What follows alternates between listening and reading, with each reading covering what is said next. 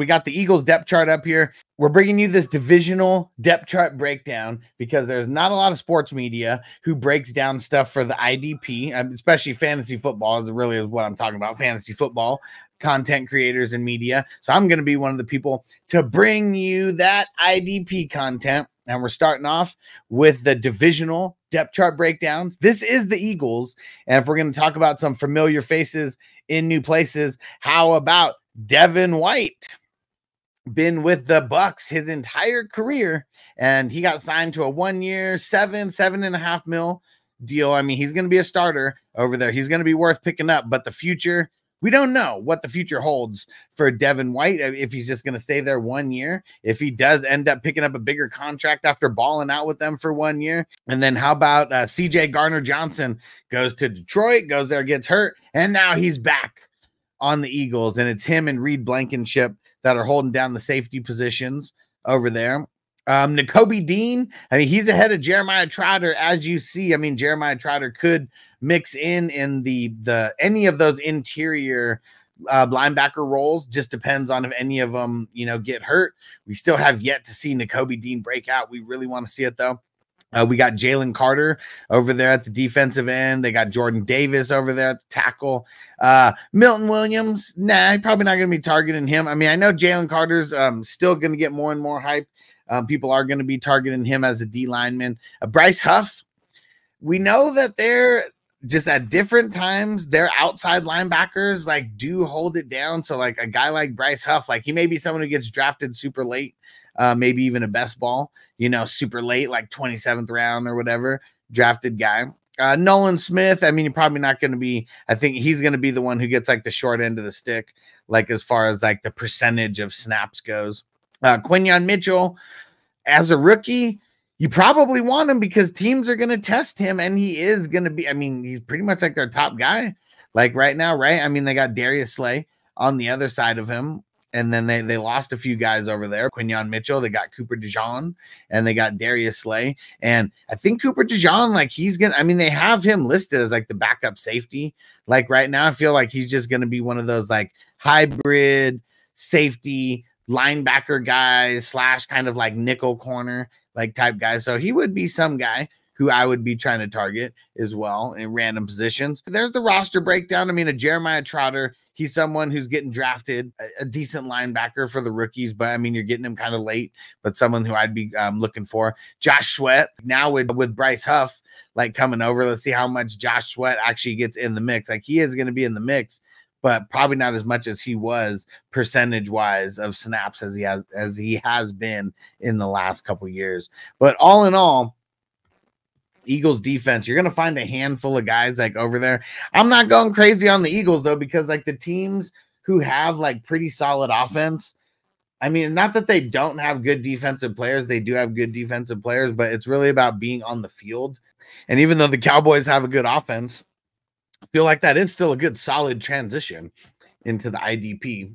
I mean, the familiar face, new place is Eric Kendricks, man. And you're able to get him so late in so many of these leagues. That's a guy who I'm most excited for on this Cowboys defense. Eric Kendricks, right in the middle linebacker spot for IDP. You want those stud middle linebackers, and Eric Kendricks is going to fit the mold of the exact, prototype for a middle linebacker. It's going to be super dope.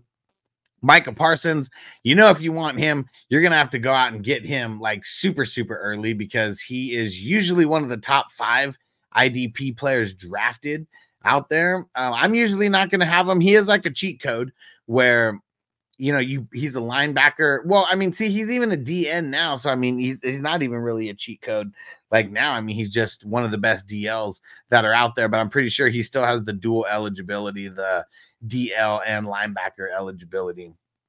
DeMarcus Lawrence, I mean, if you want someone who's super, super cheap at the line, I mean, he's okay here and there. Nobody else am I targeting. I mean, a Damone Clark, if you want a super, super late outside linebacker. I mean, if you're on sleeper, I believe you can put in Damone Clark at the DL as well. So we are looking for guys like that who has the dual eligibility. Let's see who else. And then, so Deron Bland, I mean, him and Diggs, I mean, they're always drafted pretty high for cornerbacks. And Deron, is there any way that Bland can duplicate what he did last year. I mean, it was so insane with the amount of picks to the house. Like, that's just not going to happen again, right? Like, there's like no way.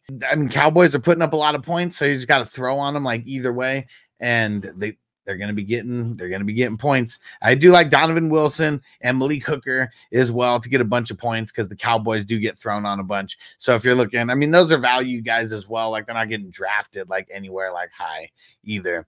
And Derek said, Overshown is my guy. Let's see if he can get out there and not get hurt this year. Didn't he get hurt last year and miss his whole like rookie year? But yeah, the Cowboys, nothing, not too much has changed from last year to this year, minus Eric Kendricks. That's why I wanted to bring him up first, because that's the guy who I'm most excited about. I know that most people would say they're most excited about Micah Parsons, but you got to get him so early that I'm like literally never going to have him.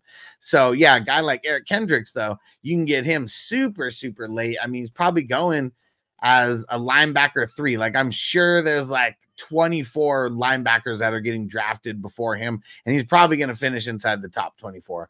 So yeah, it is just, he's someone who I'm super, super excited to get. Derek said, yeah, he did miss the whole season, but he's a sleeper defensive player on the team. Yeah, let's see if he can get out there. I was excited about him last year when I drafted him. You know, once you don't play for a year, it's like the steam just totally goes away. Like, the excitement goes away. I'm glad you still have it, though. It does give me a little bit of hope for a guy like Overshown. Back at it. Here we go with the Washington team. So this team has completely changed from like last year to this year because they got rid of their mascot, as Derek knows, Mr. Chase Young. They got rid of Montez Sweat over there now. I mean, everybody's different. Like, you look, so the familiar faces, new places. Jeremy Chin over there as their strong safety. Kind of excited about that. Like, I mean, maybe Jeremy Chin started sucking because the Panthers were sucking so much. Bobby Wagner and Frankie Louvu over there. Like, this is going to be very, very nice. I'm heavily targeting Bobby Wagner everywhere that I can, because no matter where he goes, especially if it's a team that, well, I guess he hasn't really been the case for him, where the offense has just been completely trash where he's been the last couple years. Because when he went to the Rams, I mean, the Rams were on the come up. But yeah, him and Frankie Louvu over there, that's going to be a really nice linebacker tandem. So I'm targeting both of them as much as I can, because you're getting them super, super late. At the line, I mean, Deron Payne and Jonathan Allen, they are still there. So those are, if you remember, their entire 4 linemen were made up of first rounders. So they still do have 2 first rounders over there, but it's their defensive tackles. So, I mean, not really guys who are targeting like that much. I mean, we really want the guys who are going to hit the edge, who are going to get a lot of sacks. But Jonathan Allen, out of the 2, he's been a little bit more reliable with the amount of tackles that he's been able to get. So if you're in a deeper league where you're starting maybe more than 2 linemen, or maybe you're starting 2 linemen and you just kick the can down the road on the lineman and grab guys like insanely late, maybe Jonathan Allen's a guy. Jamin Davis, I know he is going to be like the odd man out for the linebackers, but if you play with a bunch of IDP spots, if you start maybe like 4 linebackers or whatever, maybe you do get Jamin Davis like in there somewhere. Maybe he's a bench guy that you have. If Wagner or Louvu get hurt, I mean, that Wagner's long in the tooth, Louvu's not as old, but I think he's pushing 30 now. If any of those guys get hurt, he's going to be like the next man up to get more percentage of snaps. The cornerbacks, Forbes, Benjamin St. Just, I mean, just kind of whatever, you know. I mean, we don't really like to start cornerbacks unless like you're in a league where you have to start cornerbacks. I do like Benjamin St. Just, but he's kind of just like end of the bench, you know, guy. Someone who does get around 10 points a game if you're an IDP 1, 2, 3. So I mean, he's nice for that floor, but not really, you know, pushing a crazy ceiling though. But Washington is the most interesting team with Bobby Wagner, Frankie Louvu, Jeremy Chin. I mean, just those 3 like coming over. You do have Dante Fowler Jr. now and Dorrance Armstrong. Familiar faces, new places. Guys are definitely a little bit longer in the tooth. And I mean, if you were trying to get one of these guys, I mean, it would be because you are just getting guys way, way, way late. We'll see. Those are going to be guys who maybe they're going to be free agent pickups throughout the season because they start balling out. But Those are guys I'm not really sure like about those guys. I feel like there's so many other linemen that I would get before I'd be going with a Dorrance Armstrong or a Dante Fowler Jr. But yeah, either way, Washington going to be very, very, very, very interesting this year. Jamie said I like Luvu this year inside the top 24 LBs. Oh yeah, I think Frankie Luvu and Bobby Wagner are both going to finish at least as LB2s inside the top 24. This is not going to be a high-powered offense as far as we know. On the opposite side of them, I'm sure they're going to have some growing pains, and guys like Bobby Wagner and Frankie Luvu are just going to eat with the tackles. Hopefully, Frankie Luvu does what he does best and goes after that QB as well. And we saw in the last couple years that they've sent Bobby Wagner, and maybe it's him just being able to be a QB spy or whatever, and just break the plane, hit the gap, go after the quarterback. Let's see if he does that this year at all. That'd be cool. Derek said JD5 going to kill it this year too. Let's go. Let's knock out the last team here. The Giants.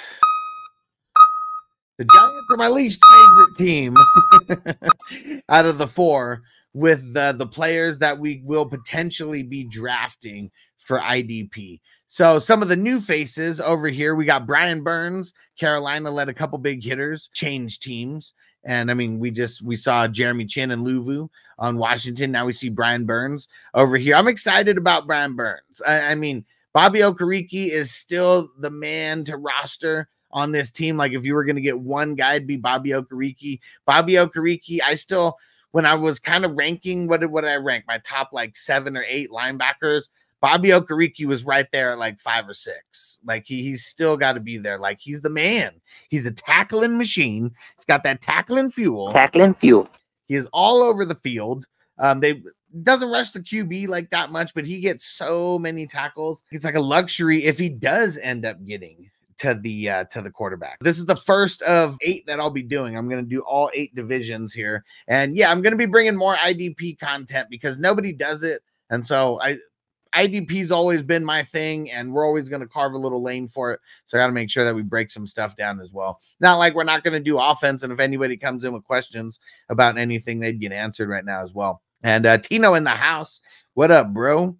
And Derek said Pinnock and McFadden are good too. Yeah, so I mean, Bobby Okereke and Brian Burns, those are going to be like the top 2 guys that I'd be targeting on the defense here. But Micah McFadden, a guy that you can get extremely late, and he was doing solid last year. I mean, there was a little bit of injuries that they had, and so maybe he was playing a little bit more towards the end of the season than he was in the beginning of the season. And Pinnock at the free safety, I mean, he just gets so many tackles. I'm very, very interested in Tyler Nubin, though, the rook over there, top safety. He should get a lot of tackles. He's going to get a lot of playing time. And Dexter Lawrence, he's a tackle. He's an interior lineman, but someone who he's getting so many tackles that, I mean, you have to roster him. He has to be rostered like somewhere. Someone who I'm not going to be jumping up for, but someone who, because he is an interior lineman, you might be able to get a little bit later. Kayvon Thibodeau, I haven't given up on him, but man, I really want to see this breakout. Like we need to see a 3rd-year breakout from this kid.